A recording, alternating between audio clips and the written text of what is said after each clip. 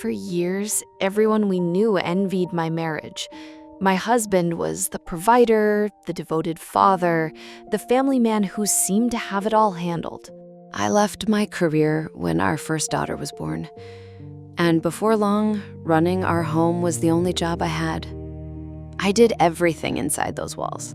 The meals, the cleaning, the appointments, the endless, invisible work that holds a family together.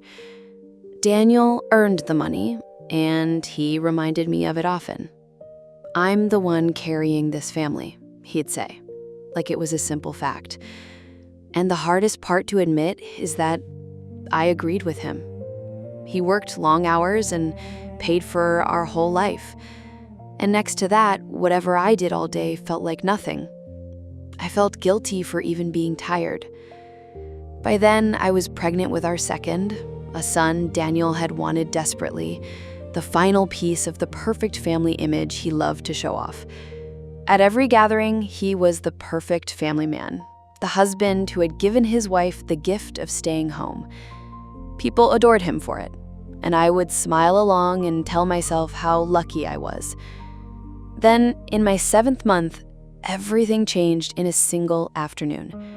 I collapsed at home, and the next thing I remember is the inside of an ambulance and the sound of my own heartbeat on a monitor. There were complications, the kind doctors won't make promises about, and for a little while, they weren't sure they could save both of us. I spent days in a hospital bed, frightened and far from my little girl, while Daniel stayed home with her. When I came home, I expected him to be shaken. Instead, he was proud of himself. Those 3 days had been no trouble at all, he said. He'd run the house, looked after our daughter, and kept working the whole time. And he genuinely didn't see what was supposed to be so hard about it. Then he told me I would never understand the pressure of being the provider, and that he had a proposal. After the baby came, we would switch. I would go back to work, and he would stay home and run the house. And it would finally teach me which of us had the easier life. I should have argued, but I was exhausted, still healing, and underneath it all, almost relieved, because someone was finally going to find out what my days were really made of. So I agreed.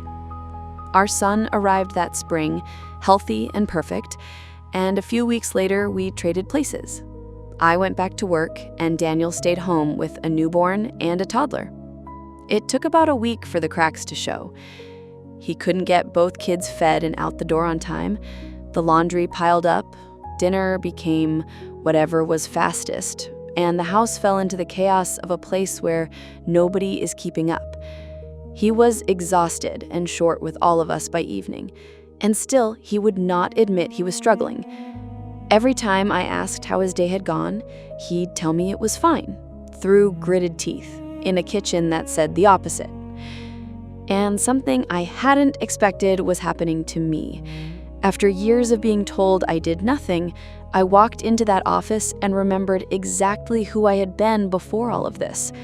I finished projects ahead of schedule, and within a few weeks, my manager offered me a promotion. I sat in my car afterward and cried, because I had forgotten what it felt like to be told I was good at something. By the end of the month, Daniel had had enough. One night, he announced that the experiment was over. He was going back to work, and I was going back to staying home with the kids. Back to the house, back where I belonged. He didn't ask me, he informed me. And for the first time in our marriage, I said no. I wasn't going back. I was being promoted. I was finally myself again. And I wouldn't give that up because 1 month had turned out harder than he'd imagined. He stared at me, and then he reached for the word that had always ended our arguments. If I wouldn't go back, then maybe we should just get a divorce. So we did. He thought the threat would break me. What he never expected was that it would break him instead.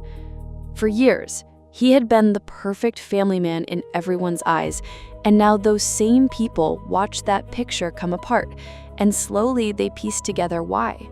He had demanded the deal himself. He lasted a single month. He tried to order his wife back home while she was being promoted and ended his marriage over it. The admiration he had spent years collecting drained away faster than I could have imagined. The man who loved being seen as the one who did it all became the man who couldn't survive a month of doing it. I'm doing well now. The kids are happy, my career is the best it has ever been, and for the first time in years, I don't feel like I have to prove I'm worth something. I still think about that month sometimes. Did he ever really understand what I did, or was it always about being right? Would any of this have happened if I'd believed in my own work sooner? And if your husband offered you the same deal, would you have taken it?